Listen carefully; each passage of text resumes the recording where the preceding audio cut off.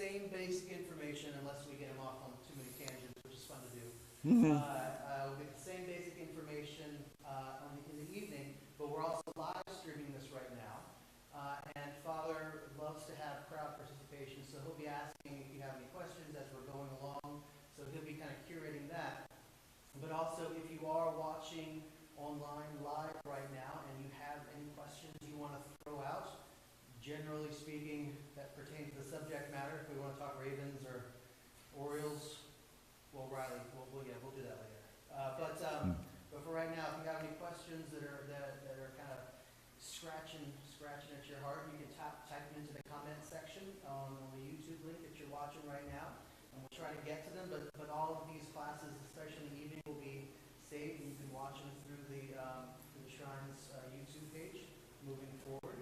So we're very, very glad to have you with us tonight. I said earlier today that when I was a younger man, I went to a very small Pentecostal church for I forget for whatever reason, and I was very amazed because when it came time for the offertory, they didn't pass a basket around. They brought one basket to the front of the church, and everyone got up and danced to the music and right into the front. So we're going to try that tonight. Does that sound good?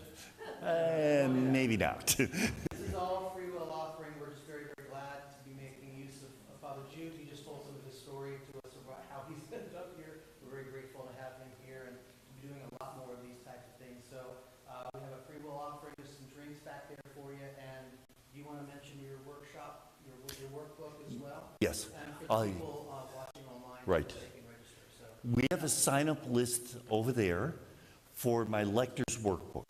It comes out every year before Advent. And in fact, we call the publisher. It should be out in early November.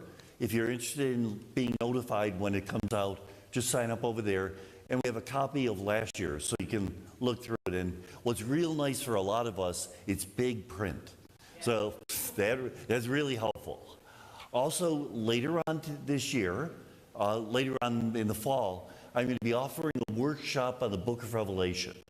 So that's going to be a full Saturday, November 9th. And then the Saturday before Advent begins, I'm going to offer a morning on the idea of the Holy Year and the idea of being pilgrims of hope. We really need hope at this point. So we'll talk to you about that. For the spring, we've already scheduled a few things. You'll get it eventually. But the 4-week classes will be on the Gospel of John. The 1-day workshop will be on Job and suffering. And the half-day presentation will be just before Holy Week. And it'll be on what Holy Week is all about. So those are already on the list. Maybe some others will come up. But that's what we're looking forward to. As Joe mentioned, every 15 minutes or so, I'm going to ask, are there any questions? No such thing as a dumb question, but remember, you are being taped. So that'll be on tape for the rest of your life. So, but feel free to ask questions. I enjoy it because even if I don't know the answer, well, first of all, I'm a Franciscan. We always have an answer.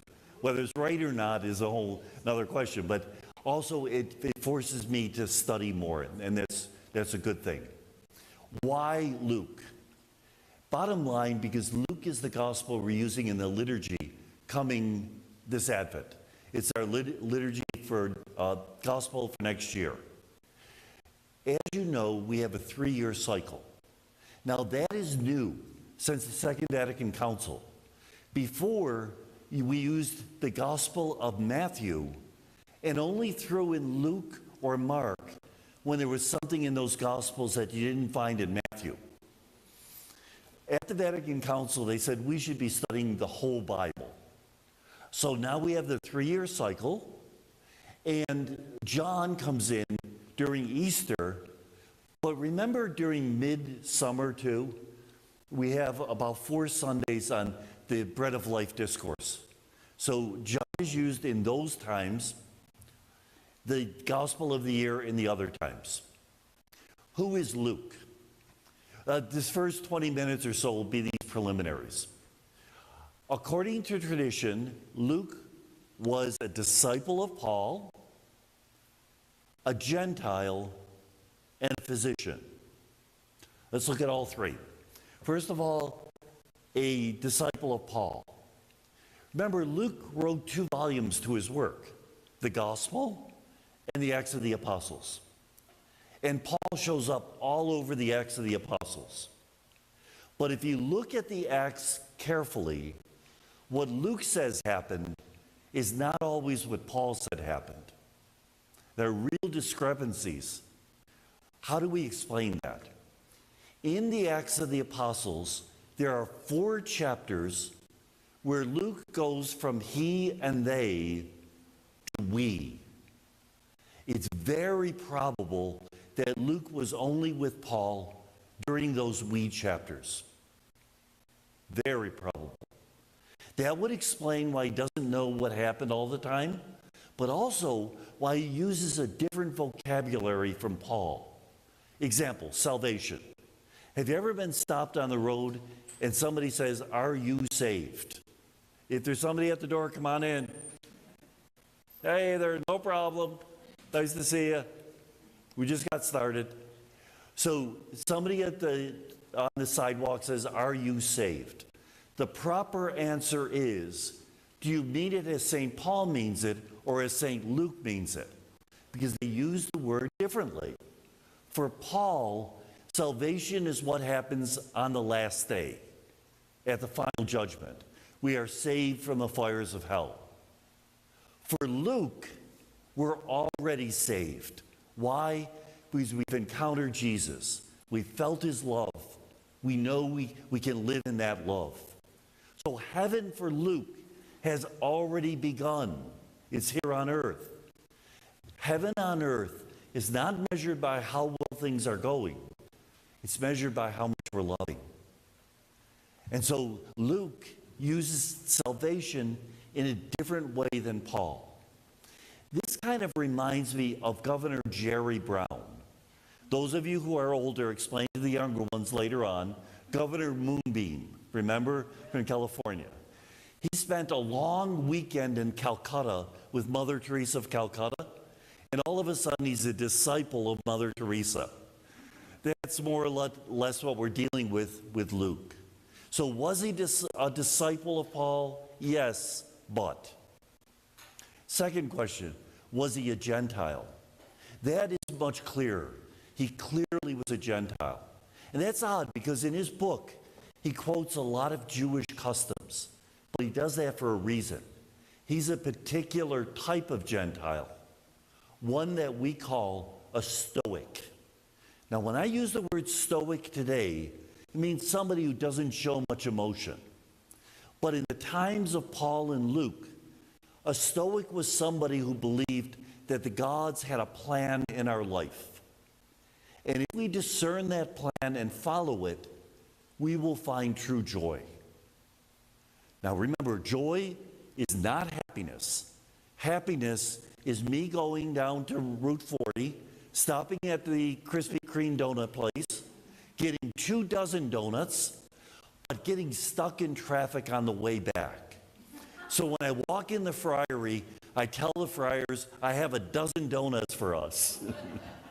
That's happiness, momentary gratification. Joy is the sense of being where we belong, that this is right. When I was diagnosed with cancer, there was a sense that God has a plan in this. There was something good about it. Again, I'm not sure I would have said on that day it's good, but it was just a sense of peace that something's going on here that I can't figure out, but I know I have to say yes.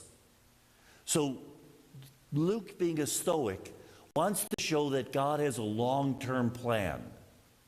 So he mentions all these Jewish customs to show that the plan began 2,000 years before the birth of Jesus.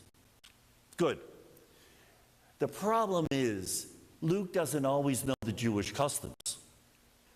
For example, the day of the presentation, Mary and Jesus are brought to the temple for their purification. Mary's the only one who needs to be purified. There's a different ritual for baby Jesus. He is a firstborn. Parentheses, firstborn doesn't mean there's other kids. It's just a technical term for the firstborn. Remember how God saved all the firstborn of the Israelites during the plague in Egypt? Since that time, God owns them, and you have to buy them back with a sacrifice. For poor people, 2 pigeons or 2 turtle doves. In fact, the Holy Family offers that sacrifice. By the way, St. Anthony, he loved the Blessed Virgin. He loved the Feast of the Presentation. So one year he prayed, give me a sign. Was it pigeons or turtle doves? He starts his homily in the basilica, in the church, and 2 turtle doves fly and land on his podium. Not even subtle. So Luke gives us Jewish customs, not always sure what's going on. So Luke definitely was a Gentile. Third, he was a physician. Now remember, physician in the 1st century AD, you pulled teeth, you gathered herbs from the garden, things like that. But the Greek in this gospel is highly educated. So this was a man of learning. Furthermore, there are 2 passages which hint that he was a physician. First one, remember when Peter's mother-in-law was sick? In Mark, it says she had a fever. In Luke, the specific word used is a fever that would lead to death.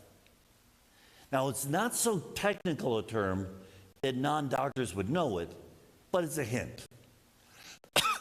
The passage that is absolute proof.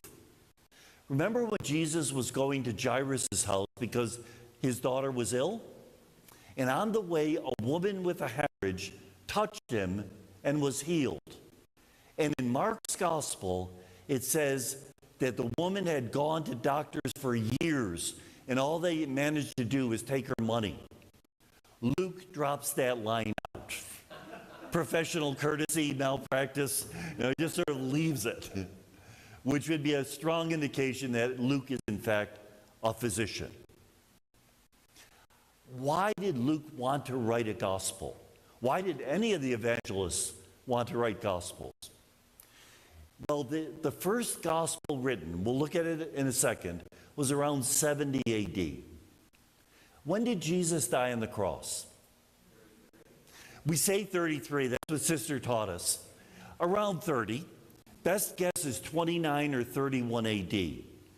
And just put it into perspective, Jesus was born around 6 BC.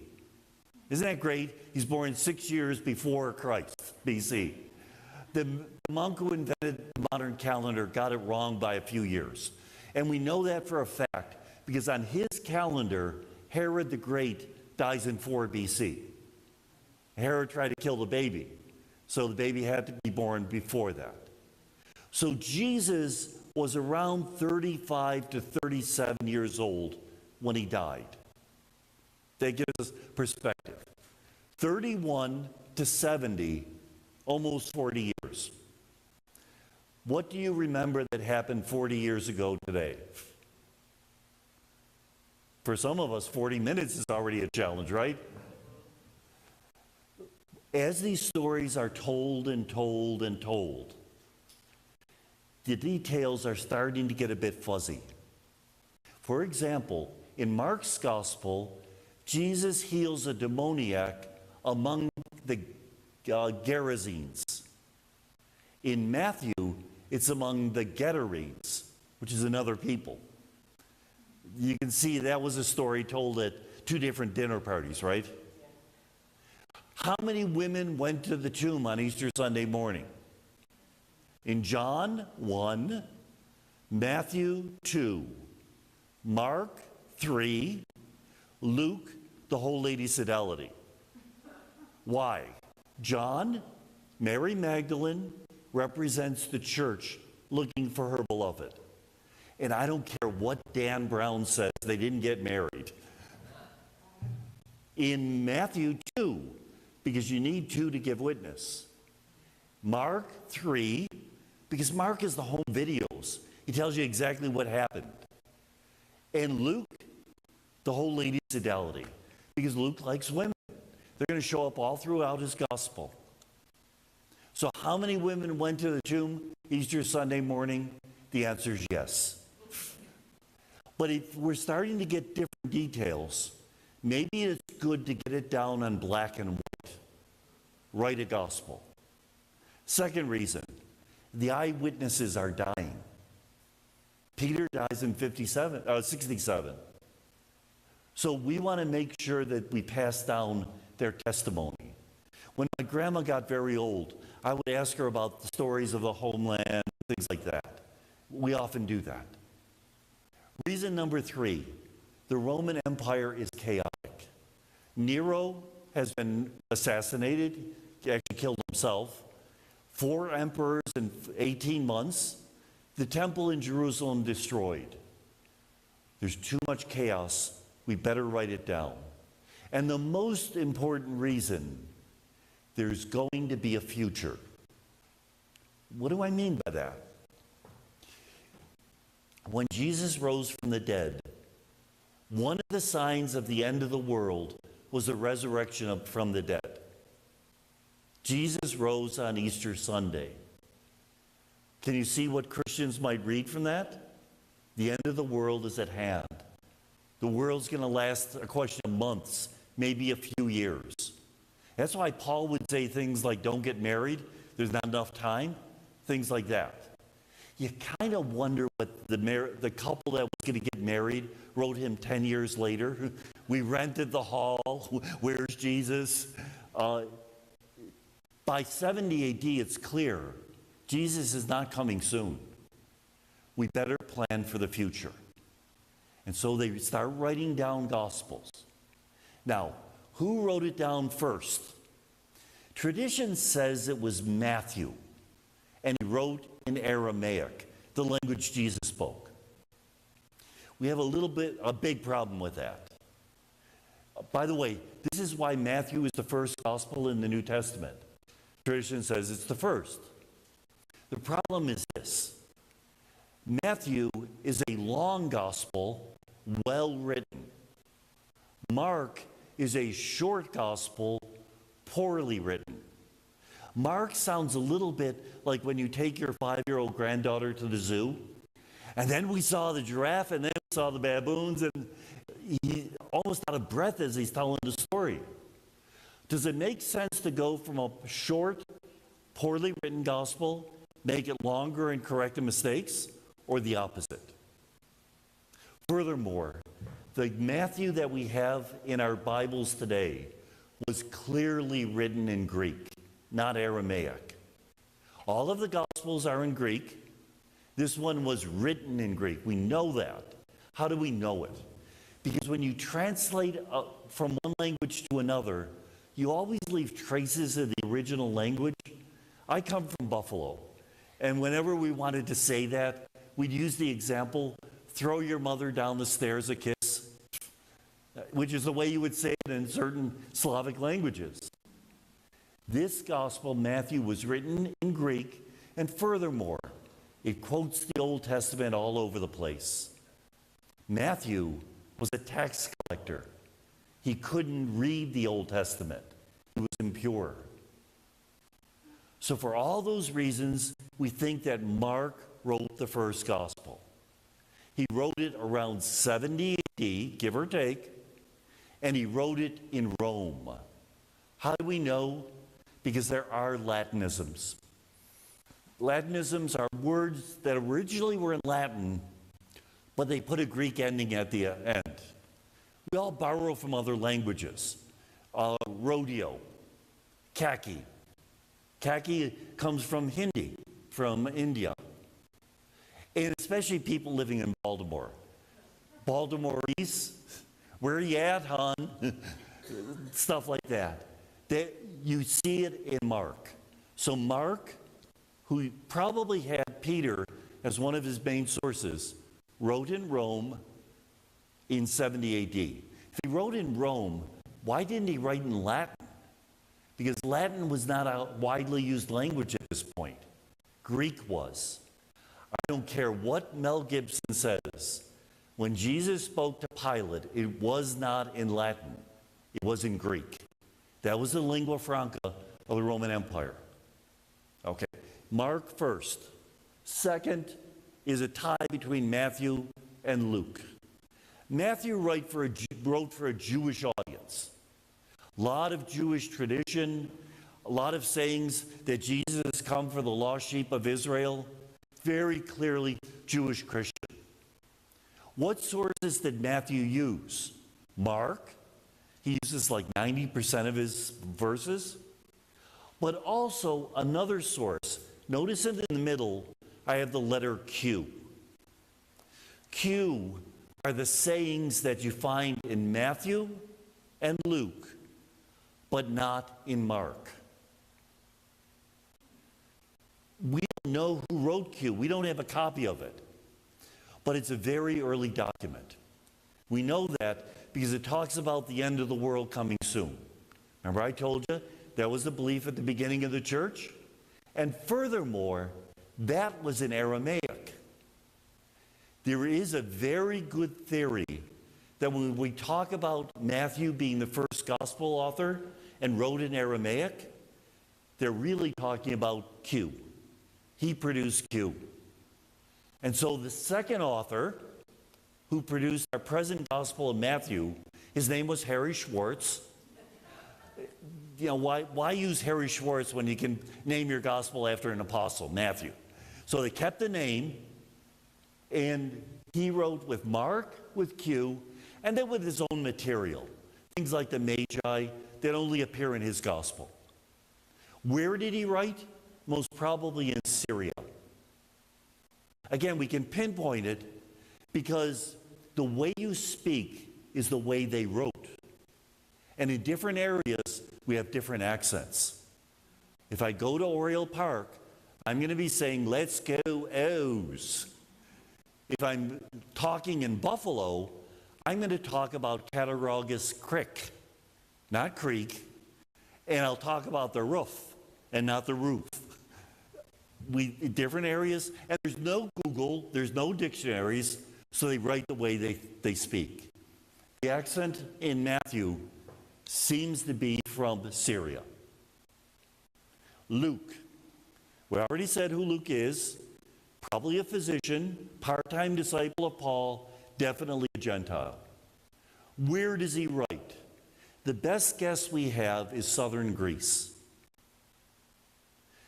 What does he use? He uses Mark, he uses Q, just like Matthew did, and his own source, L, the shepherds. That's an example. You only find it in Luke. And when did he write? The same time as Matthew, around 80 to 85 AD. So about a decade after Mark. Mark is already spread around the church. They're copying it out because they don't have many documents. We have evidence that even before Paul died, there were already collections of his letters circulating in the churches. You know, I'll trade you in Ephesians for Galatians. So you can see at the trading post. The Gospel of Mark gets copied very quickly. Okay? So Luke, both the Gospel and Acts of the Apostles, around 80 to 85 AD, written in Greece. What's missing from this chart? Whole different community. John, if you're going to compare it to anything, it's like a charismatic community. They believe in the action of the Spirit. It's written around 90 AD, but there's no clear evidence that he used any of these Gospels. There are common stories, but the John in John's Gospel is very different. Jesus has a lot of sayings in this Gospel. He was walking down the street and he said, don't pick up a three-leaf branch. It might be poison ivy. So that would be a saying. John, he never talks without talking for 40 verses. Even at the Last Supper, chapter 13 begins the Last Supper discourse. At the end of 15, he says, okay, let's go. And then he talks another 2 chapters. It's like the homilist who says, I only have one more point to make. A, B, C, D, and it goes 20 minutes. Furthermore, in John, the word apostle never appears. Everybody's a disciple, a follower. Nobody's in charge. Very charismatic. It sounds great, doesn't it? Until you decide, what time are we beginning this evening? When the Spirit calls us. Yeah, that'll work. Furthermore, the word miracle never appears. Everything that Jesus does is a sign. So John is very, very different. Okay? Questions? It's a lot of preliminary material. Mike? So we don't have Q. How do we know that it was written in Aramaic? It's a theory. Oh, we know it's written in Aramaic because when we look at those sayings, we can see they're translated from another language. Again, those vestiges of translations. I did a lot of translation from Italian to English over the years, and I always had a feeling that I needed another editor to cut through, because in English we say it in 10 words. In Italian, never say it in fewer than 50 if you can help it. You know, it's just a different way of seeing things. At least five or six adjectives for every noun. So we can tell those traces. We don't have any written documentation, though, of Q. And scholars spend an awful lot of time, wasted time, trying to find out which half verse was from Q. Leave it. You know, it just, general theory, it comes from Q. Other questions? Yes? I believe that there are other people writing what we would call gospels in somewhat similar times. Yes. How were these? That's the next topic. We're going to lead right into that. Great question. Any other questions? Q stands, it's for a German word, Quelle. Quelle. So, and Quelle means source. So it's just a generic term. Okay. How did they choose these four Gospels and reject all the rest? Almost all the other Gospels come much later. It's 200, 250 BC. AD, I'm sorry. Furthermore, in almost all the other Gospels, they presented Jesus in whom we do not believe. Baby Jesus was playing with clay, and he made clay birds and made them fly away. So all the kids laughed at Jesus, and he struck the kids dead. And the parents of the kids came to Joseph and complained, and he struck them mute. And Joseph came up and says, "You've been a bad boy." And Jesus looks up and says, "Watch out, old man, or you're next." That's why those Gospels were not accepted. They presented Jesus who we call Gnostic. Gnostic means totally spiritual, not physical at all, to the point when Simon carried the cross, helped Jesus carry it, Jesus changed person with Simon. So Simon was crucified and not Jesus, and Jesus is below in the body of Simon, laughing at him. That's why. But how did they come up to the decision to accept these books? Rule of thumb, they had to be used in the liturgy, not just spiritual reading. They had to be used in the liturgy. They had to be used universally. And that's a trick, because by now, we have communities from Armenia to Morocco, from London down to, Elephantine in Egypt. And we have no holy office. The man we call the Bishop of Rome, it does appear that we had an overseer in Rome, but they didn't consider themselves popes for another 4 centuries. And most people didn't believe they had papal authority for another couple centuries. The fact that all of these communities settled on these same books is itself a miracle. The one that had the most problem is John, because in John, Jesus walks 4 feet off the ground at all times. He knows the lottery numbers to the end of time, just doesn't play. You know, it's kind of a superior John, but even in John, we hear that the Word became flesh. That's a fleshy word. So it grounds it. So those four were accepted. By about 180 AD, there's a list of 21 of the 27 books of the New Testament. The ones that took a while to get in, Book of Revelation, for obvious reasons, just so strange. 2 and 3 John, which are the size of one papyrus. Letter of James, letter to the Hebrews. And then Jude. Those 5 took a long while for them to be accepted. But by about the 3rd century, the 27 books of the New Testament are standardized. Again, Dan Brown says it happened at the Council of Nicaea. He lies. It was much earlier than that, much earlier. But it wasn't one person making decisions. You don't have people like that. In fact, you have apostles running all over the place claiming they're apostles. One of the first liturgical books of the Bible, it's called the Didache. They have a great test for whether he's an authentic apostle or not. If he stays 2 days, he's authentic.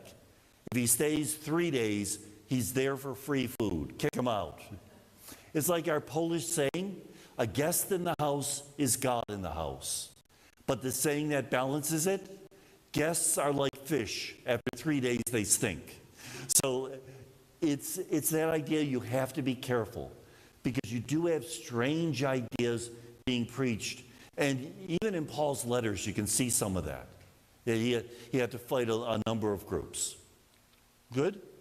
So, what we call the canon, the list of books of the New Testament, it's a gradual development, but already by the end of the 2nd century, most of the important stuff is there. They've decided on it. The communities in general.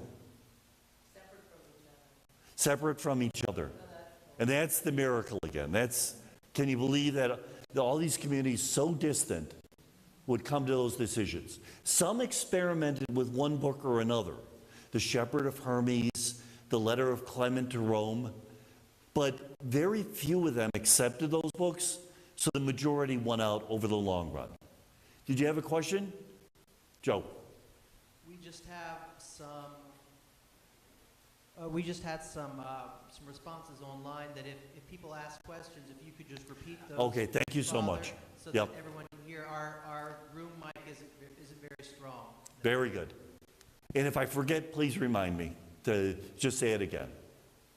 Okay, yes.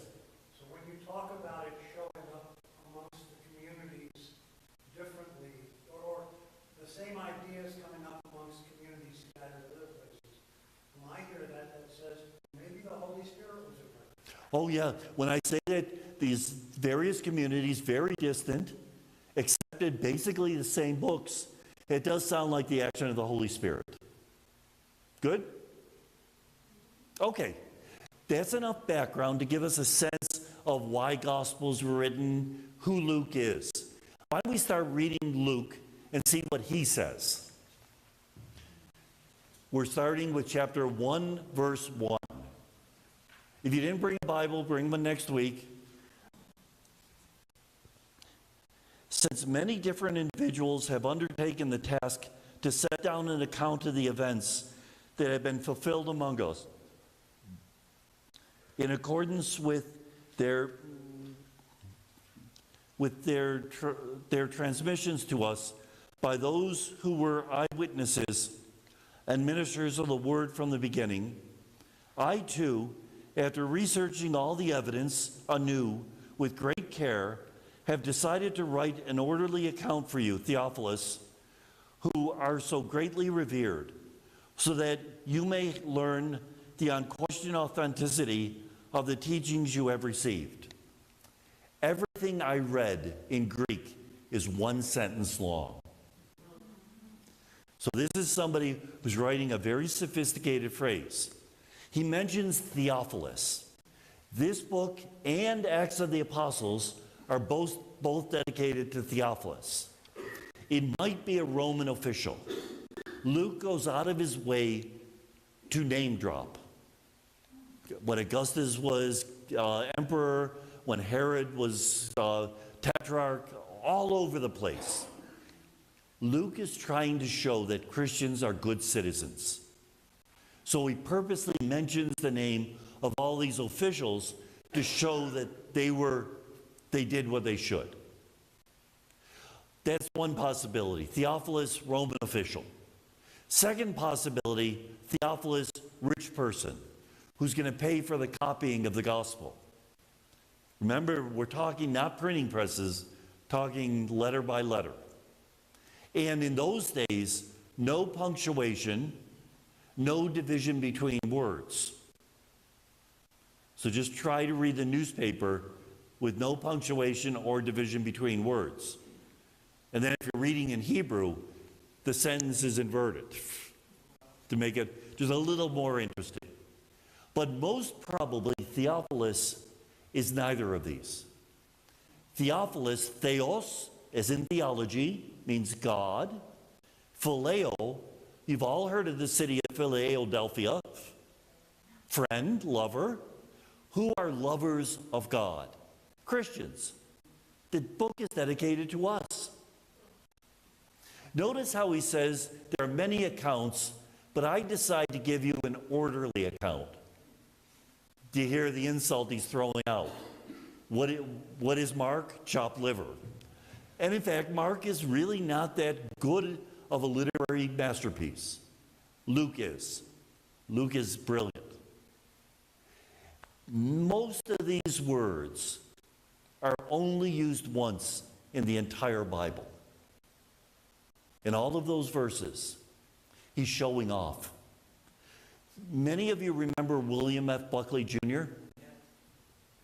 When he finished speaking, didn't you say to yourself, that was beautiful? What did he say? Because he used such esoteric words that we normally don't use. That's what Luke is doing here. Why? Well, part of it, he's writing for Gentiles. And the demographics of the early Christian community are not that great. Who would convert to a new religion in a society? Rich folk? Not a chance. They have too much to lose. The poor folk and the slaves. In fact, some of the early martyrs for the church, 2 deaconesses martyred by Pliny the Younger, they were slaves. And so Luke writes in a very fancy Greek to say, even if you're educated, you can become a Christian. But there's another reason for this. In the next 2 chapters, he's going to talk about the birth of John the Baptist and the birth of Jesus. What year did those births happen, give or take? 6 BC. But he's writing around 80. That's a long time ago. If you're making a film and you want to show what happened long ago, The Godfather, what filming technique do you use? Black and white. Exactly. You switch to black and white. Luke doesn't have black and white, but what he does have is an old form of Greek called the Septuagint Greek. Septuagint means the 70. The tradition is that the Pharaoh of Egypt wanted a copy of the Old Testament in Greek. So he got 72 rabbis to work 72 days individually. And at the end of the 72 days, it was word for word the exact. It's a nice story. Probably didn't happen that way, but some stories are so nice they should be true, even if they're not. From that time on, we call it the Septuagint. And notice the Roman numerals after it. They very often abbreviate it with the LXX, which is 70 in Roman numerals. Okay? This is an old-fashioned Greek. It's like me getting up here and speaking in Shakespearean English. You would notice immediately. And if you just walked in and you heard me speaking in Shakespearean English, chances are you would walk out. If an educated Greek opens this gospel and it starts in Septuagint Greek, what are the chances he's going to read beyond the second chapter? Almost nil. However, if Luke begins with 5 verses of the best Greek you ever saw, and then goes into Septuagint, he's basically saying, I can do it, but I choose not to. It's a much better chance that they'll continue reading. Good? Okay. So the beginning of this book, dedicated to Theophilus, very educated, gets us into the content. What is the content? We start out with the story of Zechariah, the priest, and his wife Elizabeth. Now, Elizabeth is barren, and she's very elderly. She's probably 35, you know. In those days, that was very elderly. And Zechariah is called to the temple because he belongs to one of the clans of the priests.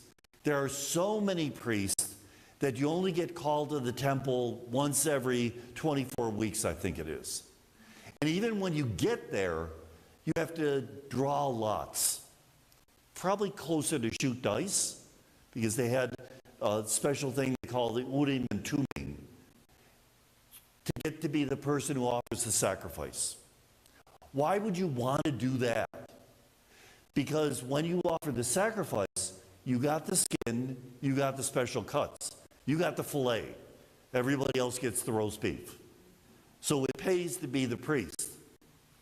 Zechariah goes in and he meets Gabriel the archangel. There is no indication that Gabriel has feathers, wings. Remember how Raphael travels with Tobit for months, and only at the end do they find out he's an angel. And in your own life, have you ever met angels, people sent by God for a special purpose? We used to have one friar, when he knew that we were having a bad day, next morning a Dixie cup of M&Ms would show up at your door.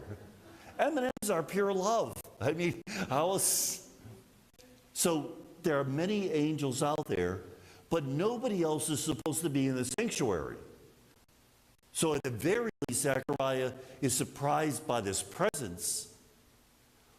And is he someone who you can sense is not a normal person? That's very possible. It's very possible. He is one of the archangels.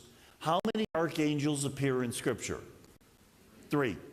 Raphael, Michael, and Gabriel. Each of their names ends with L, which means God. God heals. God is mighty. Who is like God? That's what their names mean. In Jewish writing, 3 is not the perfect number. 7 is. So he mentions 4 other archangels. They're not consistent with their names. Uriel, Jerariel, names like that. But in our New Testament literature, only 3. Okay. Gabriel shows up and says to Zechariah, Zechariah, your prayers have been answered. You're going to have a kid. And what does Zechariah say? How's this possible? And what does Gabriel say? Stupid question. You're going to be mute for the next 9 months. Now, this does not seem fair, because later in the chapter, Gabriel meets Mary and says, you're going to have a kid. And what does she say? How is this possible? And he pats her on the head and says, good question, Mary, let me tell you. Why the different treatment? What does Gabriel say to Zechariah? Your prayers have been answered. He doesn't believe in the power of his own prayers. And so now, Zechariah is effectively saying, you've said enough words. You've blabbed to God without believing it. Why don't you keep silence for the next months? Meditate on what's happening. Mary, on the other hand, is engaged, but she's not living with Joseph yet. So her how can this be is an appropriate question. That's why Gabriel responds in a different way. So, what is Zechariah told?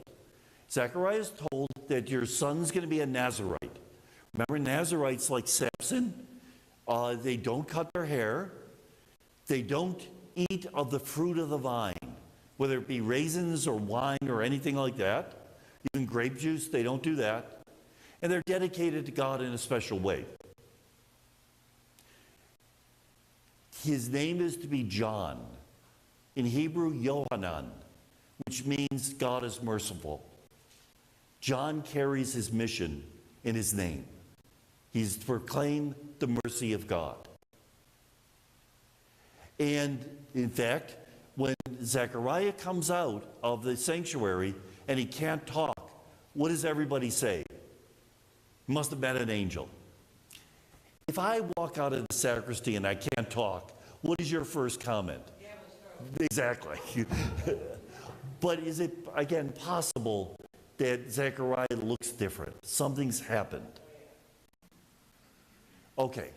Goes home, and in fact, Elizabeth gets pregnant. And they keep it quiet for the next few months. Why? If Elizabeth goes to the town well and she's pregnant, what are all the people saying as they nudge each other? Well, more likely, that dirty old man, dirty old woman. Don't they know they're too old to have a kid? And furthermore, when things like this happen, how do you explain it to somebody else? Have you ever seen a sunset so beautiful, there's no way of explaining it? Something happens that you could call coincidence, but you know it's not. You know, if you say it to somebody, they're going to look at you funny and, you know, that things happen. But you know in your heart of hearts, something special happened. Quick story, and then we'll take our break. I used to go to Romania to help our friars in the early years, right after communism. They had nothing. So when I'd go, I'd take as much antibiotics and as much money as I could scrape up. One time I had 120 pounds of antibiotics, $35,000 in cash. And at the customs, they'd always ask me the same question: is there anything you want to declare? And I always give them the Franciscan answer: there's nothing I want to declare. Not quite what they asked. One time I was helping out at Annunciation Parish in Rosedale. The usher said, "Are you going to Romania?" I said, "I'm going Tuesday." He went into his wallet, gave me all the money he had, $135. I said, "What's this for?" He says, "Father, you'll know when you get there, but make sure it's for the kids." 2 days after getting there, one of the young friars knocks on my door, says, "Father, I hate to do this, but I need your help. My father murdered my mother. He's in prison for the next 20 years. I have 2 young brothers at home. Our house doesn't even have a regular floor. It's just beaten mud. I want to put in a cement floor and a couple rugs so they don't keep getting sick during the winter. Father, I'd never ask you for it, but it's for the kids." I say to him, "How much do you need?" He said, "Father, it's a lot of money, $135. Coincidence? I don't think so. So something happened with Zechariah, Elizabeth. It's certainly not coincidence. But it's part of the diptych. Diptych is when you have 2 pictures side by side that each has a message. Together, they have a greater message. Like a picture of Joseph and Mary representing the Holy Family. In this case, John the Baptist and Jesus. John the Baptist's birth is miraculous. We've already seen that. Jesus is greater. Renaissance painting, Mary visiting Elizabeth. Elizabeth, 6 months pregnant. Mary, not even 6 days. Chronologically wrong, theologically right. Her pregnancy is so significant, she's all but exploding. Okay, we are at 10 of. Let's take an Italian 5-minute break So I'll see you again at 8. Good. Come back with a few questions.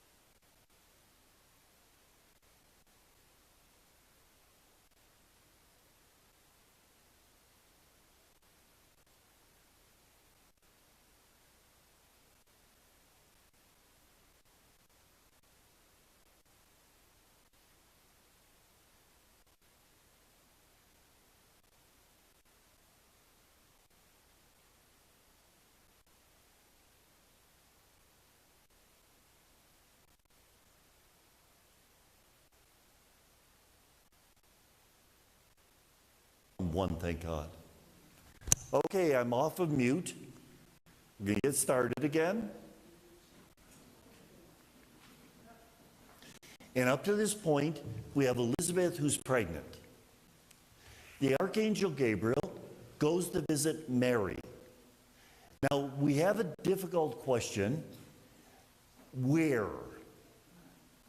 In the Gospel of Luke, Mary lives in Nazareth at the beginning of the story. In the Gospel of Matthew, the Holy Family lives in Bethlehem at the beginning of the story.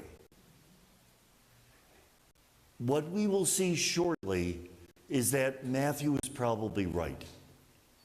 When we'll talk about the census and all that, and we're going to see that of the two, Matthew seems to have his details together, where Luke is very fuzzy when we get to those details. By the way, this is why you never, never, never invite a Bible scholar to talk about the infancy of Jesus during Advent. You have to put all your manger pieces away. But Luke has the story begin in Nazareth. Mary's already betrothed to a man named Joseph, who is a carpenter. A more technical term would be a craftsman. That's closer to what he was, which means poor as church mice. In the days of Jesus, carpenter was not a prestige.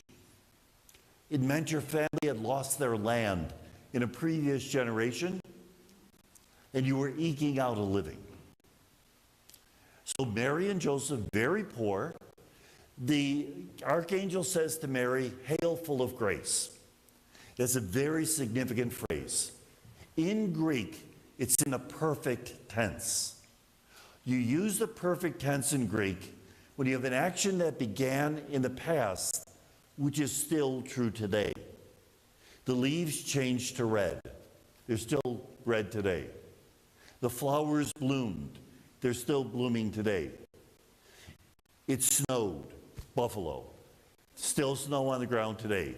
In Buffalo, we say we have two seasons, winter and the 4th of July, which still beats out Minnesota, which has winter and getting ready for winter. So, Mary is full of grace, not because the angel showed up. She's always been full of grace. What dogma do we call this?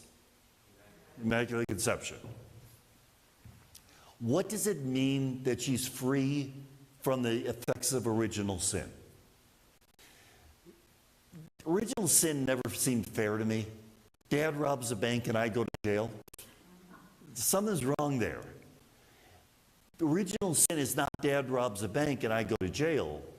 Original sin is dad robs a bank and it changes my life. I think we can all agree with that. Women who are pregnant, who smoke or drink too much, will have babies with low fetal weight, alcohol fetal syndrome. Women who eat too many fish from Lake Erie, all the cadmium in the fish will have bad effect. Talk about toxic waste. Women who watch soap operas. They did an experiment in England. Women who were pregnant watched soap operas. When the baby was born, all you had to do to calm the baby is play the melody from the soap opera. From the moment we are conceived, we live in a toxic environment of selfishness. And therefore, by the time we're born, we are damaged goods. That's one of the images of baptism. God reaching into that baptismal font, pulling us to his shoulder and saying, "You're my beloved child. I'm going to heal you with my love." Now, Mary doesn't have that damage. She was protected from it. So when the archangel came up to her and said, "Will you be the mother of the Son of God?" If the archangel showed up to any one of us in the parking lot and said that, what's the first reaction? Run or pepper spray? One of those. Second reaction, what's in it for me? I'll do it if I get 1/3 of all churches named after me, 2 holy days of obligation, and a cut on vigil lights. Because we've been damaged, we think of number 1. Mary, who's not damaged, is able to be vulnerable. I'm the handmaid of the Lord. Be it done unto me according to your word. Jesus was born in this world not through an act of power, but through an act of surrender and vulnerability, service. And if you think of it, even God is becoming vulnerable, isn't he? By taking a chance on Mary. Because Mary didn't have to say yes. She's free. She can say yes, which is different from us. We would find it almost impossible to say yes. But she doesn't have to. The vulnerability of this is just beautiful. What does the angel say to her? He'll be a descendant of David. Okay, another difficult point. If he's a descendant of David, what Jewish tribe does he belong to? Judah. Elizabeth is married to a man named Zechariah who works as a priest in the temple. What tribe does he belong to? And you don't intermarry between tribes. How can they be cousins? It is possible that they're using the word cousin in an extended sense. Here down in Baltimore, we would talk of Miss Helen, Miss Mary, using the word miss. In Buffalo, we use the word aunt. Actually, we use the word aunt in the Buffalo accent. Aunt Mary, Aunt Helen, who's not related to us in the least. But nevertheless, they have that title that is used. It's very possible we're talking about that. It's very possible Mary knows Elizabeth, but they're probably not full-blown cousins. It just doesn't make sense.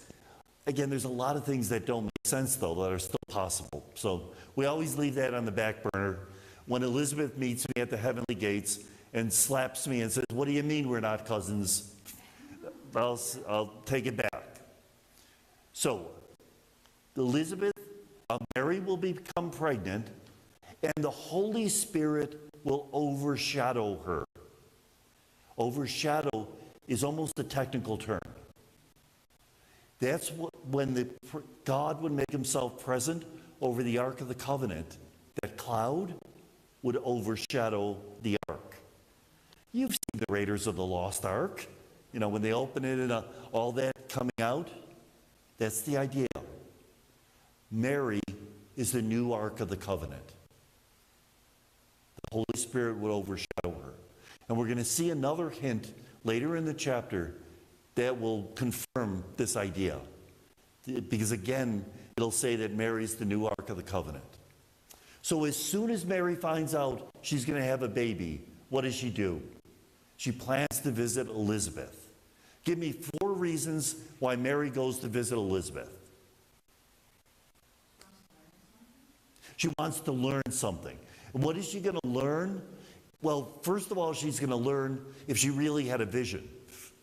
Or was it the last piece of anchovy pizza she ate the night before?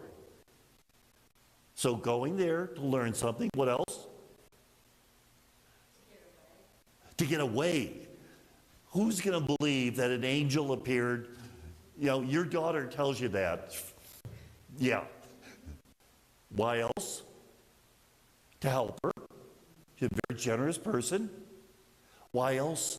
To share the good news with someone who would understand. Who else would understand a miraculous pregnancy than a woman who's going through a miraculous pregnancy? I gave you these 4 reasons to show you that a lot of our decisions are not as simple and pure as we would like to think them. There are different levels of motivation that we often have to discern.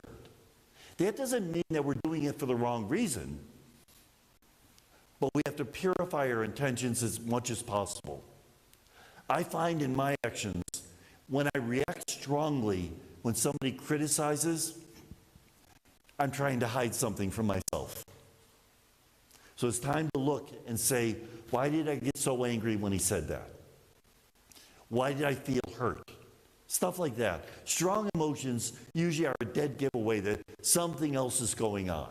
And our spiritual life is to try to purify our intentions as much as possible, but they won't be fully pure till we get up there. In the meantime, we're a work in progress. So we keep working to try to make sure we're doing it out of love and not out of self-interest. And again, that gets touchy because a lot of times we say we're doing it out of love, but there's more involved. That often happens. So Mary goes to visit her cousin Elizabeth. Where does Elizabeth live? Traditionally, we say in Ein Karim. Ein Karim, who has been to Jerusalem? Okay. Remember Yad Vashem, the Holocaust Memorial? Ein Karim is just down the street from there, just outside of Jerusalem. How far did Mary travel? That depends on where she's coming from. If she's coming from Nazareth, it's a 5-day trip. If she's coming from just the other side of Jerusalem, it's a long afternoon. So that's another reason why it makes us think that maybe they already live in Bethlehem. As soon as Elizabeth hears the greeting, the baby leaps in her womb. Mother Teresa of Calcutta has done a great meditation on the idea that the first person to recognize the presence of Jesus in the world is an unborn child. That beautiful idea. And the Holy Spirit is upon Elizabeth. She proclaims the faith of Mary, and Mary's response is the Magnificat. I have 3 words at the bottom. The Magnificat's in the middle. My soul proclaims the greatness of the Lord. These 3 canticles, Zechariah's canticle, blessed be the Lord, the God of Israel, Mary's, my soul magnifies the Lord, and Simeon's, now Lord, you may dismiss your servant in peace. These are all probably borrowed hymns. In fact, the Magnificat, my soul magnifies the Lord, is stolen right from Samuel's mother. I think she was Hannah, right? 1 Samuel 2. These were probably early Christian hymns that fit well what the people would have said. Nowadays, we would consider that plagiarism or something like that. In those days, it was done all the time. And we do it also. When you buy Christmas cards, do you buy the blank ones? Not on your life. You buy one with a nice poem that fills at least half the page, right? So you don't have to write so much. We're always borrowing things from other writers. Luke seems to have done the same thing. Paul does the same thing. Paul, love is gentle, love is kind, borrowed. Although he was in the form of God, Jesus did not deem equality with God something to be grasped at. Borrowed. How do we know it's borrowed? I was a teacher. Now, I taught back in the 80s. But if I corrected a paper today, would I know when the student's words ended and Wikipedia began? It's easy to pick it out. When we look at the vocabulary, the grammar, it's different. Now, who is Mary proclaiming this canticle? She's presented as one of the Anawim. That's a term that's used very often. Well, the term isn't used, but the idea is used throughout Luke. The Anawim are the poorer ones of Yahweh. Who's the poor one? Financially poor. The widow's mite. Remember, she throws in 2 small pennies, and it's more than the rich people gave because this is all she had. The widow of Nain. Her only son is dead. She'll have no one to earn a living for her. Jesus raises the son of the widow of Nain.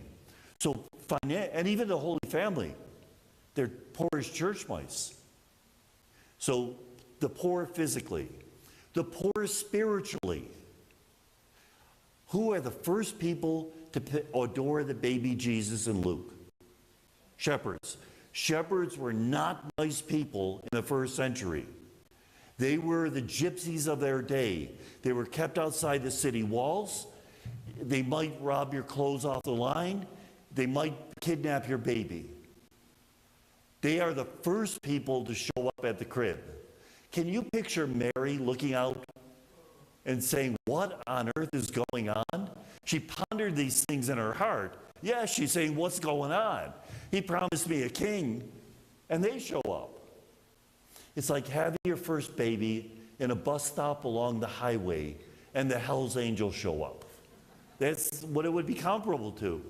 Who's the last person in the Gospel of Luke to hear the good news? The good thief. And he's not even a good thief, is he? He got caught. And he's not a good person, he's a thief. But that very day, he would be in paradise. So those who are spiritually poor, those who have messed up, Jesus has come for them. When I would do parish missions, I'd often ask a tough question. How much of your parish budget is spent on the unchurched? The people who have messed up their lives. Because we tend to spend it on the people who show up. Luke asked this question conveniently. Foreigners. How do we treat foreigners in our country? Not always well. In my travels, I often had strange food, and I did eat cat and dog. And my sister-in-law comes from Springfield, Ohio. So it was me, it wasn't the Asians. Cat? Yeah. Dog was good. Yeah. No, it tastes like beef. Yeah, it really was, honest to God, good.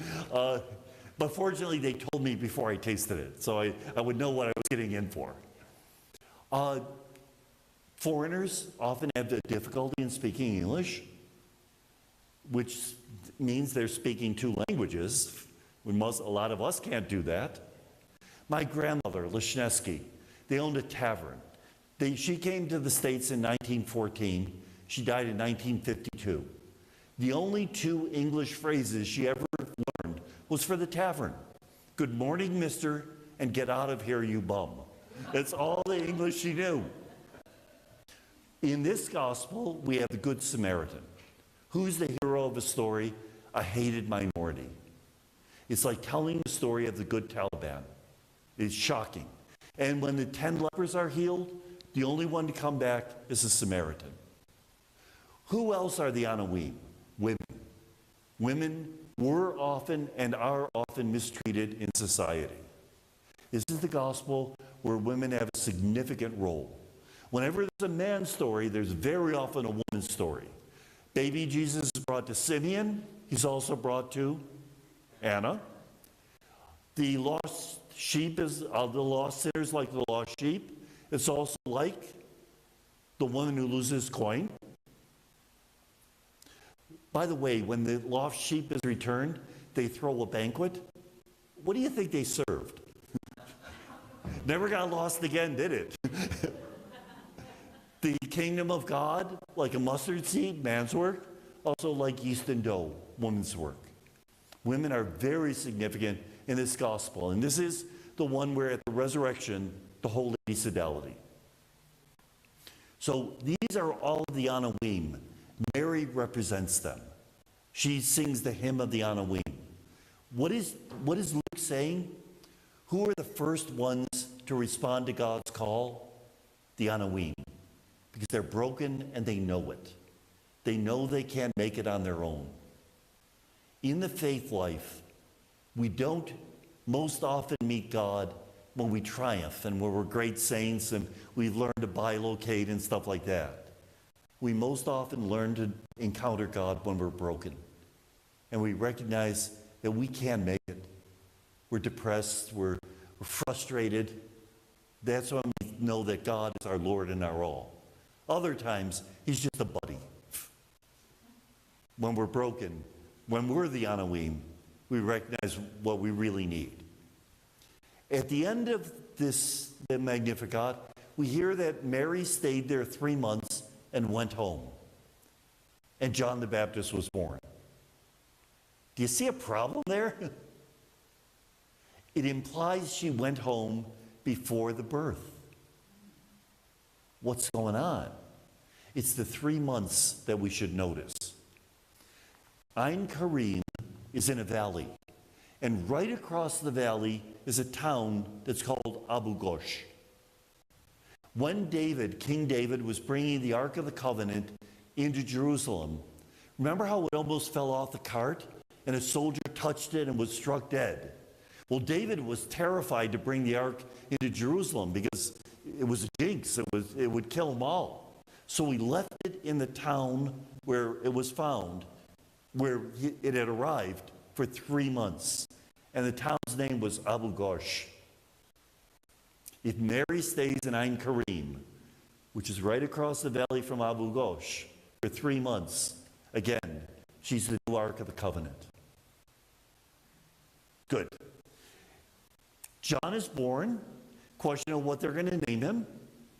They suggest Zechariah, the grandfather's name. Elizabeth says his name is going to be John. And then they signal to Zechariah what's his name to be. I always found that strange. Zechariah is mute. He's not deaf, as far as we know. But they signal to him and he writes down his name is John. And at that instant he can talk. And he proclaims the Benedictus, blessed be the Lord, the God of Israel. A lot of these hymns, when you look at them carefully, you can tell what it's all about when you look at the central section. And what's the central section of this hymn? God has remembered his promise. That's what it's all about. John is a fulfillment of the promise. Jesus is a fulfillment of the promise. Okay, so we have John born. Now we have to talk about Jesus and his birth. Joseph took Mary to Bethlehem to register for the census that had been called by Caesar Augustus when Quirinius was governor of Syria. I can't tell you how many things are wrong with that. Number one, Augustus Caesar never called a universal census. We have no records of it, and we have very good records of what happened. Number two, there was a census in the province of Judea, but in 6 AD, not 6 BC when Jesus was born. And remember, they didn't confuse the sixes. They're not using those numbers yet. So it's 12 years too late. Third, you don't register in your ancestor's town. You register where you're living. Fourth, Quirinius was never governor of Syria. He was legate. That's a different office. And when was he legate? In 6 AD. Too late. For all those reasons, we got to really wonder about what Luke said. Did the Holy Family really start in Nazareth? Or do we believe Matthew, which has the Holy Family go to Nazareth after the exile in Egypt? Remember, it says they go to a town called Nazareth, as if they've never been there before. In this case, we think that Matthew is probably closer to the truth. There's a lot of things in Matthew's account that ring true. My favorite, remember the Star of Bethlehem? Jesus is born in 6 BC. They've checked astrological records. No supernova, no comets. They have day-to-day records in Beijing, so we know about this stuff. But there was something that happened in 7 BC.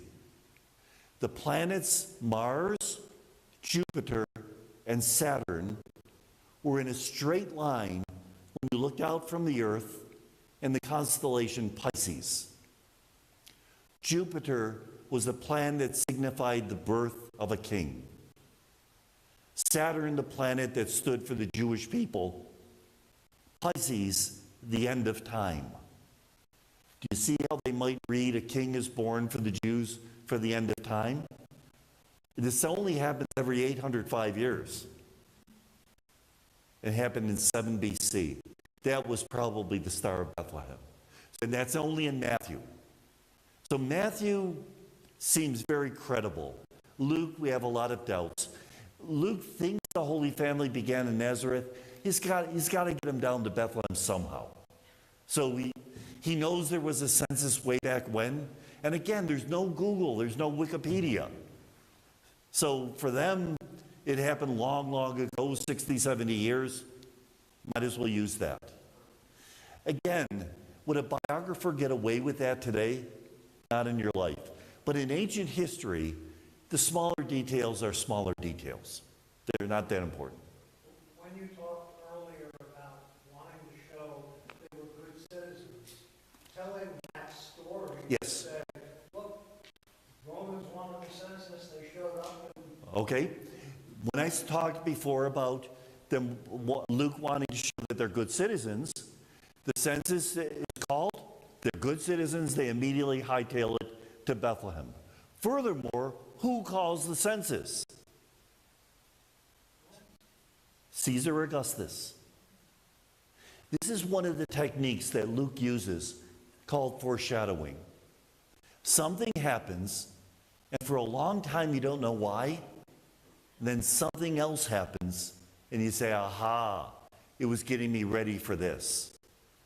Rome, under Caesar Augustus, is mentioned here. Where does Paul end up in the Acts of the Apostles? Rome. And so this is part of Luke's idea of saying there's a plan. It's all sorted out by God. Now, how specific the plan is, did God want you here tonight? Probably. Did God want you to wear a green sweater? Could take it or leave it, right? It depends if you're a Jesuit or a Franciscan. Jesuits, God got the ball rolling, now it rolls on its own. Franciscan, every squirrel that runs across your front yard was sent by God. But the Franciscans then have to explain why the squirrel ran in front of your tire. Thud, thud, thud. So that's the difference. So the idea of the census, not so much. The idea that Jesus was born in a cave. Even the word cave in Greek, it could mean an inner room of the inn. All inns had a lower room where the livestock was kept.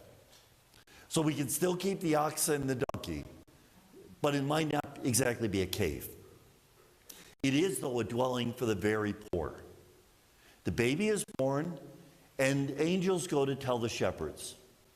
Being on a wean, they immediately hightail it to Bethlehem. If shepherds were in the field by night, what month is it? Not December. No, not summer yet. It's in the spring, the birth of the lambs.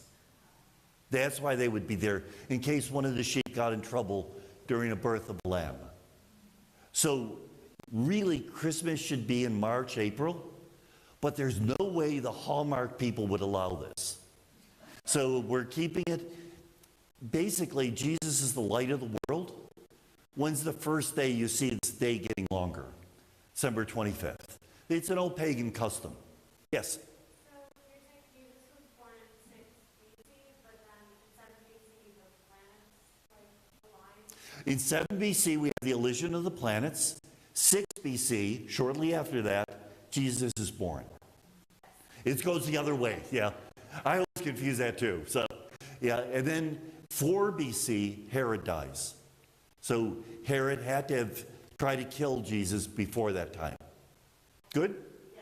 Any other questions? Yes.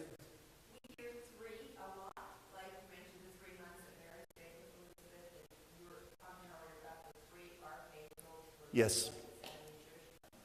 Can 3 represent the Trinity? No, not in. The question is, we hear 3 a lot. Does the 3 represent the Trinity? The one place where you have to ask is, remember when those 3 angels show up at Abraham's tent? Rubloff, the icon painter, calls that scene the Holy Trinity. But most 3s in the Bible come from the fact that Hebrew has no comparative or superlative degree. So to say bigger, I must say big, big. Say biggest, I must say big, big, big. So what do I say if I want to say holiest? This is why we repeat things 3 times at Mass. And even when God created us,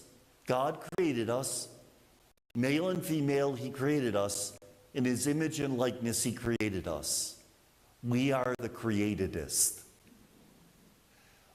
There are 14 generations and 14 generations in 14 generations.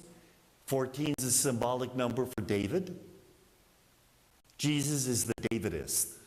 So most threes are really just a superlative. Okay?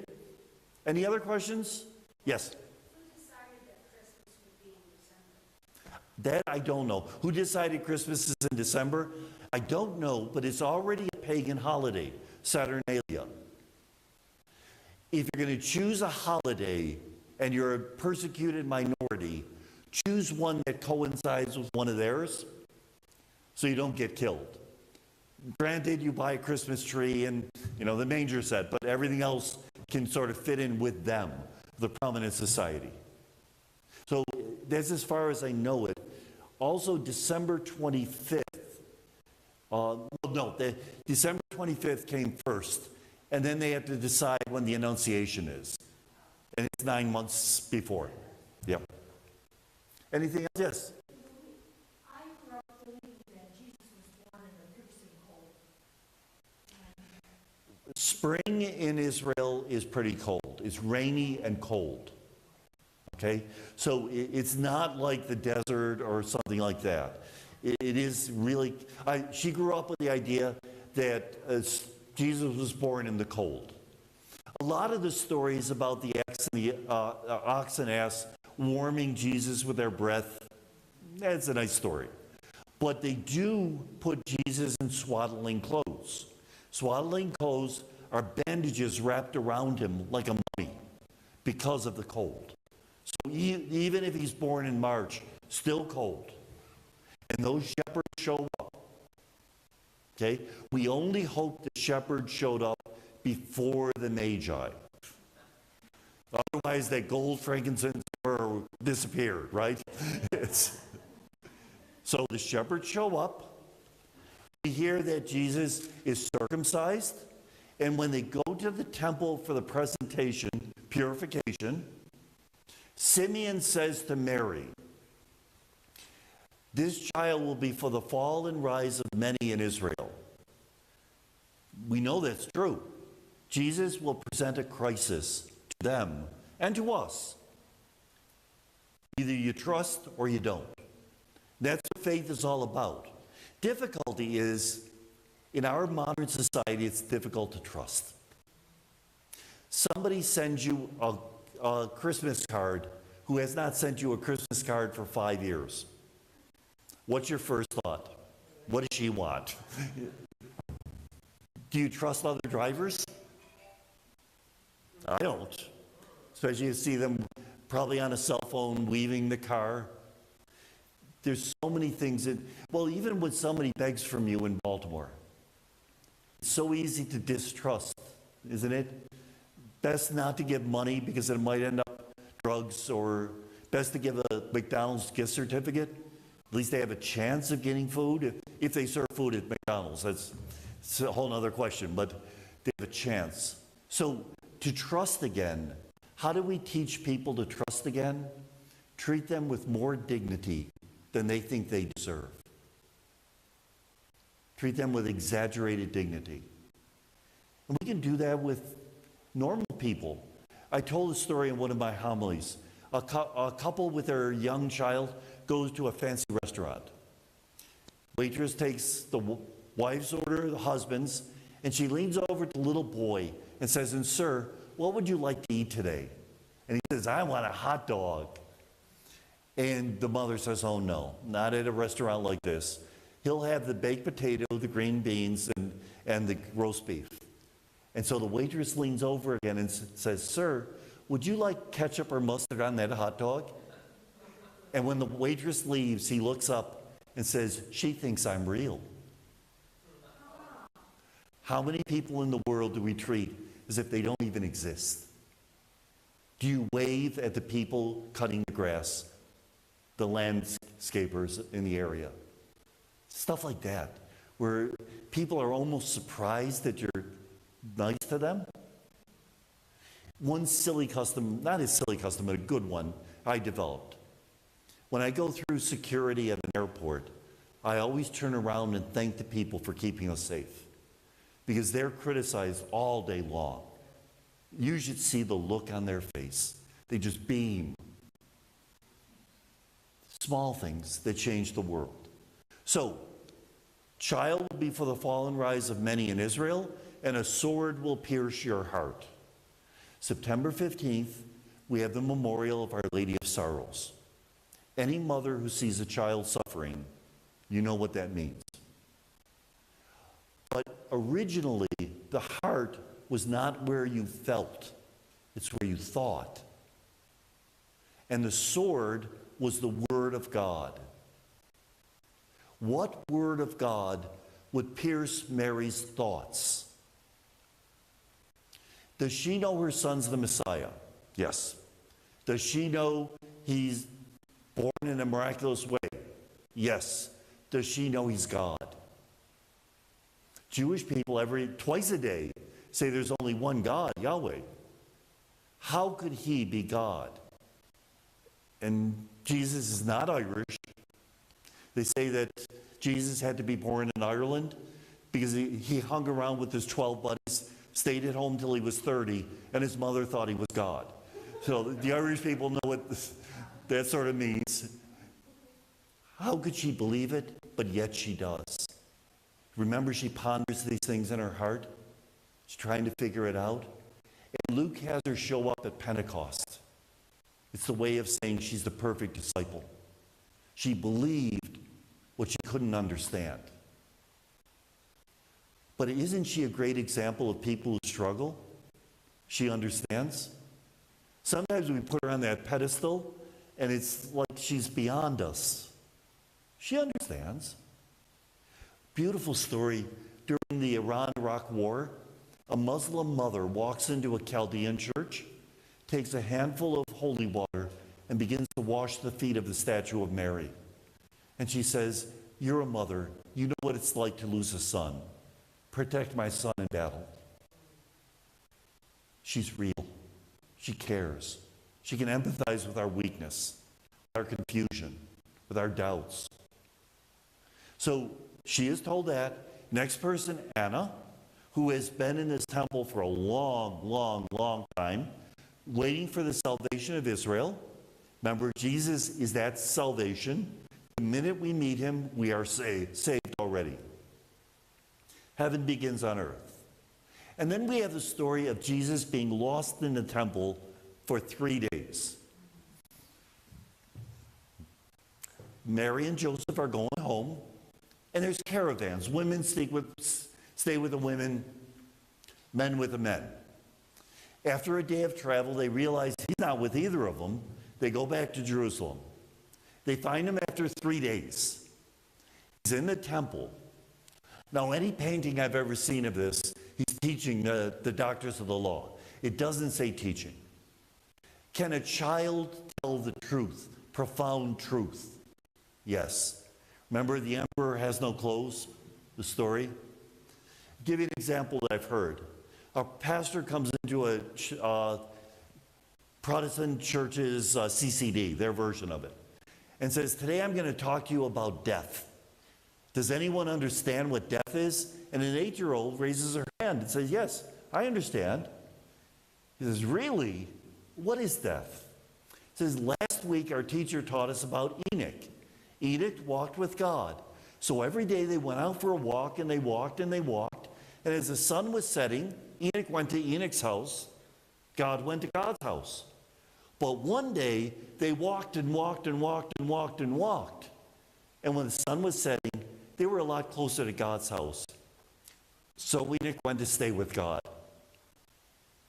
Isn't that profound for a child to have that idea?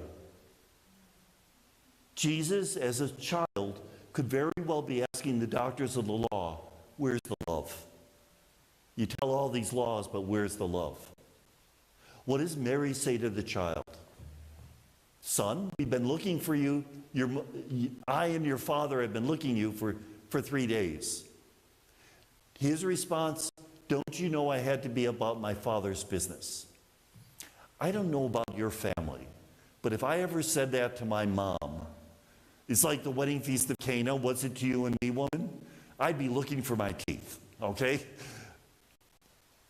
I had to be about my Father's business is another example of foreshadowing. Is there another time in Jesus' life when he will disappear for 3 days when he's about the Father's business? When he's buried. I always ask myself, why is it that when Jesus rises from the dead, there's not one story of him appearing to Mary? And a possible response, she didn't need it. She trusted. The others needed it because she had been prepared. Jesus goes home, grows up in knowledge and wisdom. Remember, he doesn't know everything. Can Jesus make a mistake? Yes. Gospel of Mark.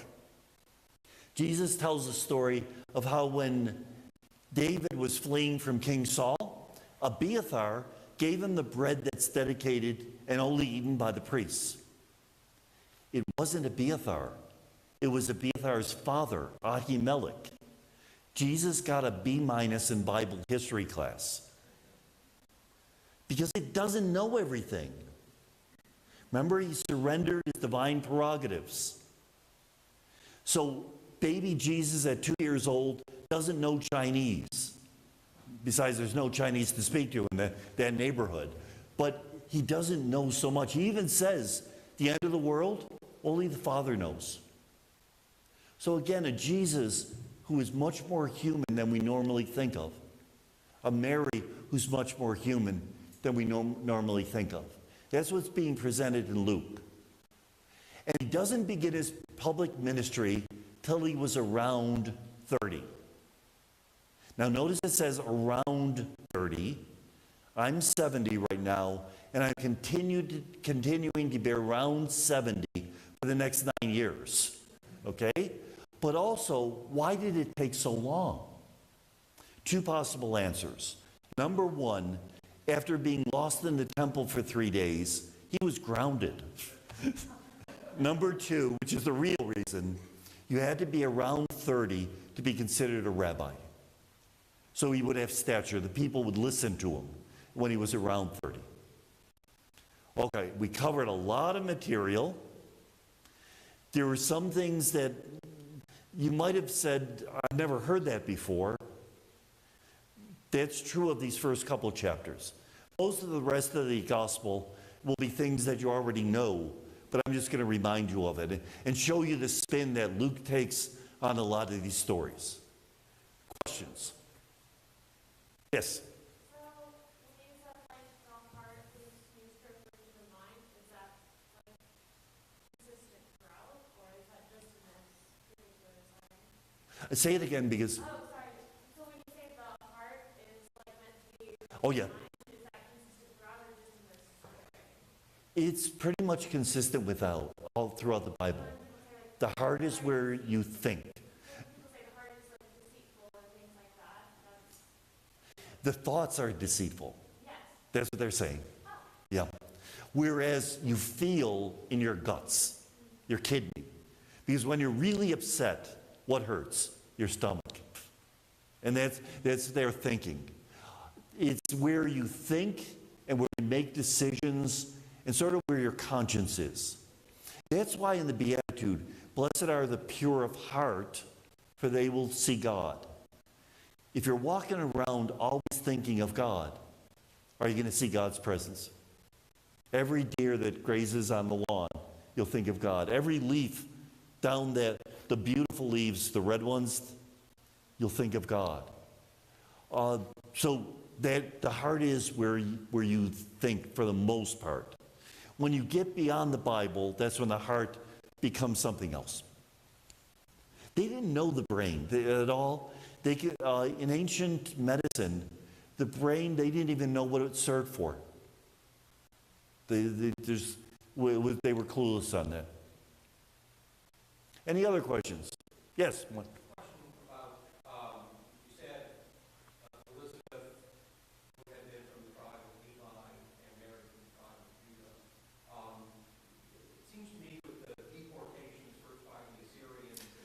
Yeah. The Babylonians, right? And then they returned at the exile's over. There must have been a lot of confusion about, we don't even know what happened to the northern tribes, right? Right. So how was it that Okay. it was maintained that tribal uniqueness? Given the various deportations, the Babylonian, the Assyrian, and how would the tribes keep their identity? If you were a distant relative of George Washington, 25th cousin, 55 times removed, would you still know it? Yes. So would you know you're in the tribe of Judah? Yes. Levi, when they finally develop last names, it's easy to pick them out. Levi, did you ever hear that as a Jewish last name? Priesterman, many of those names are associated with the temple, with the cult. And especially the tribe of Levi was very careful to keep separate because their rules are different. For example, a Jewish man in the tribe of Judah can get a divorce and remarry. Levi can't. So they have different rules for those tribes. Did all of this hold true? No. And remember, those 10 northern tribes, they get lost for the most part till they end up in North America as the North American indigenous population. Not. They sort of disappeared into Iraq. When I was working with the Iraqi refugees, one of the men, I asked him what his last name was, and it was Gula, which means refugee. So he obviously was a descendant of one of the Jews who was brought during one of the deportations. But in general, they do know who they belong to. The only gospel that talks about them being cousins is Luke. Luke emphasizes that everybody got along all the time.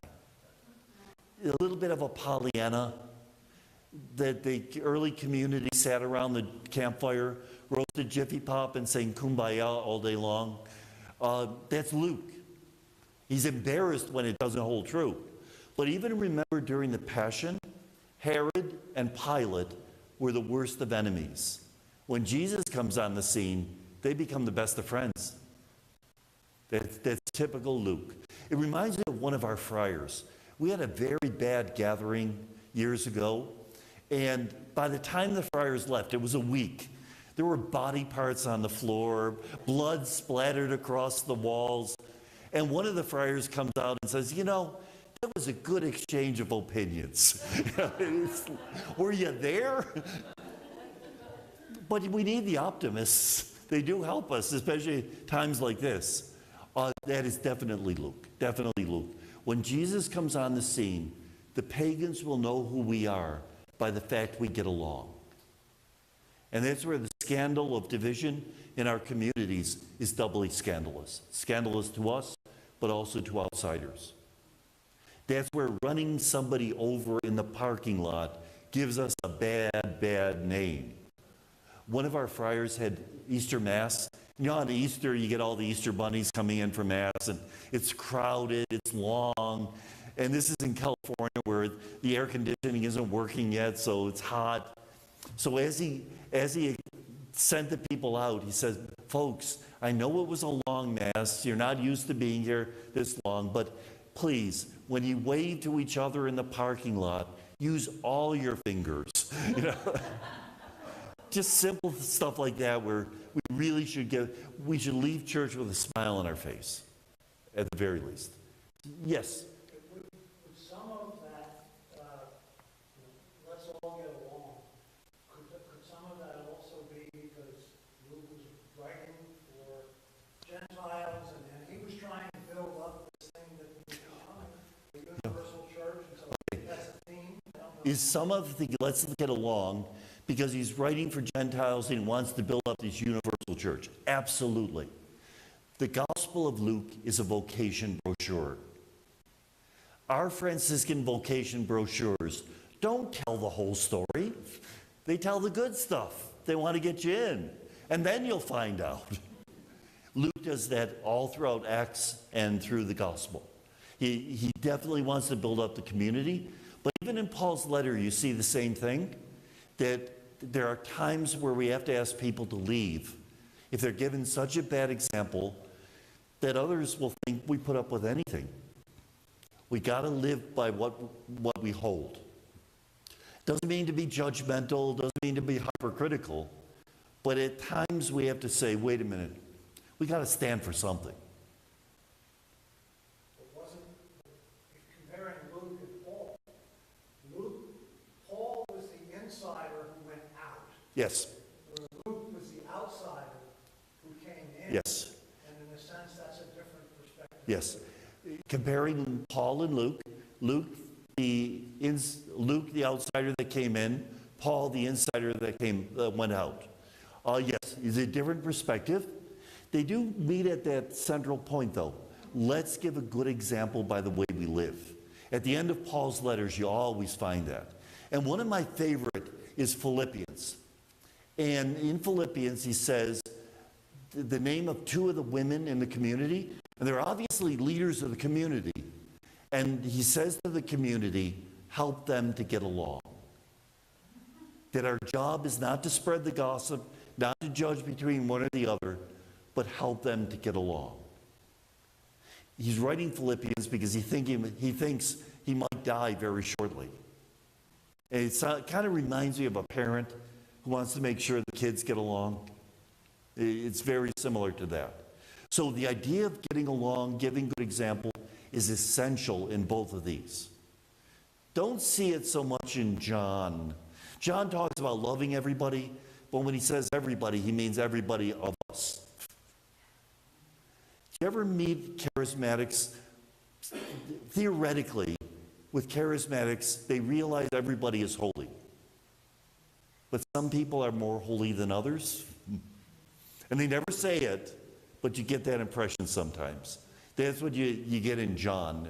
John is merciless with St. Peter. St. Peter, do you remember his name in Aramaic? Cephas. But the gospel is written in Greek. And they put Cephas in Greek.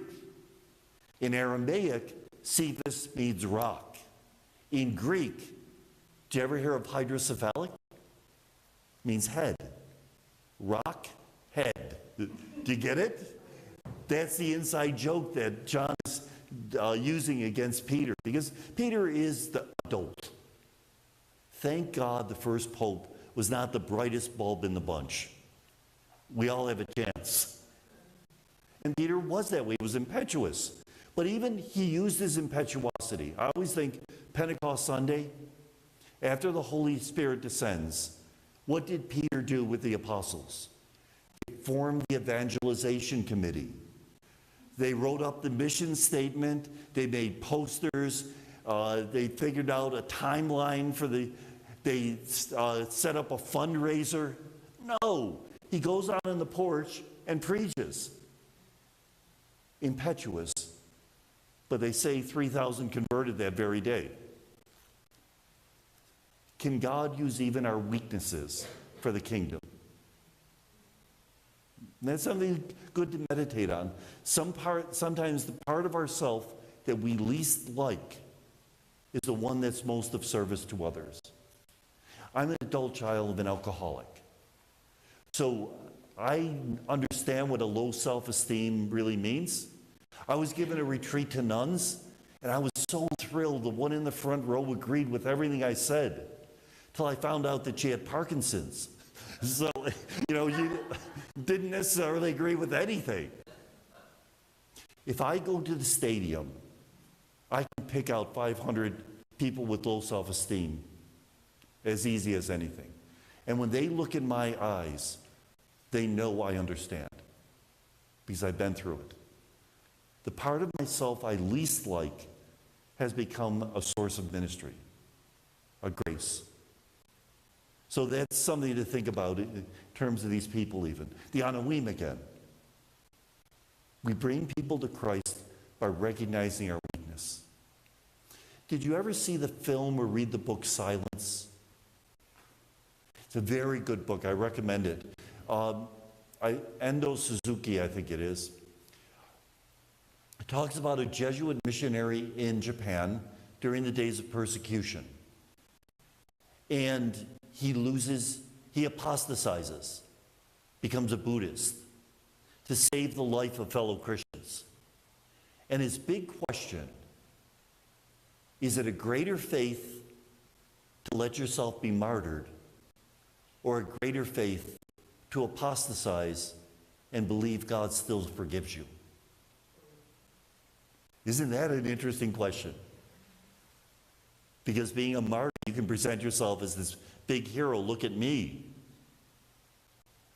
When you apostatize, you know what you are.